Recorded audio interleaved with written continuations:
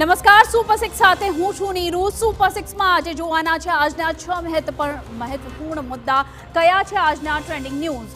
વાત કરીશું નવરાત્રી પહેલા મેઘરાજાની વધુ એક ઇનિંગની, તો જોઈશું જોખમી મુસાફરી કરાવનારા કાર ચાલકની, અને સાથે જ તમને પીરસવામાં આવતા ભોજનમાં વિકૃત માનસિકતાવાળા લોકોનો પણ કરીશું પર્દાફાશ।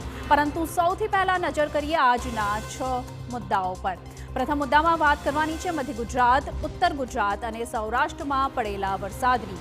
અમદાવાદ હોય કે અમરેલી, બનાસકાંઠા હોય કે પછી દાહોદ, મેઘરાજા હજુ પણ હેત વરસાવી રહ્યા છે। બીજા મુદ્દામાં વાત કરીશું સુરતમાં 3 માળના મકાનમાં લાગેલી આગની ઘટના આમ તો સામાન્ય છે, પરંતુ જ્યારે ત્રીજા માળે માત્ર શેડ ઊભો કરી ટેક્સટાઇલનું જોબ વર્ક કરવામાં આવતું હોય તો તે જરા પણ સાખી લેવાય નહીં।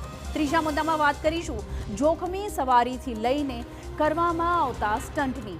સોશિયલ મીડિયામાં લાઇક અને રીચના ચક્કરમાં જુવાધન જાણે કે પાગલ થઈ ગયું છે।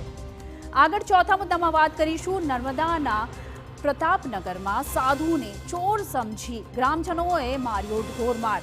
તો હૈદરાબાદના સિકંદરાબાદ વિસ્તારમાં સોસાયટીના પ્રેસિડેન્ટ અને વાઇસ પ્રેસિડેન્ટને લાકડીઓ વડે ઢોરમાર મરાયો। સુપર સિક્સમાં પાંચમા મુદ્દામાં વાત કરીશું વિકૃત માનસિકતા ધરાવતા લોકોની, જેઓ તમને જમવાનું આપતા પહેલા તેમાં થૂક, સિમન અને યુરિન ભેળવે છે। આખરે કોણ છે તે તત્વો જેઓ ક્રૂર માનસિકતા ધરાવે છે?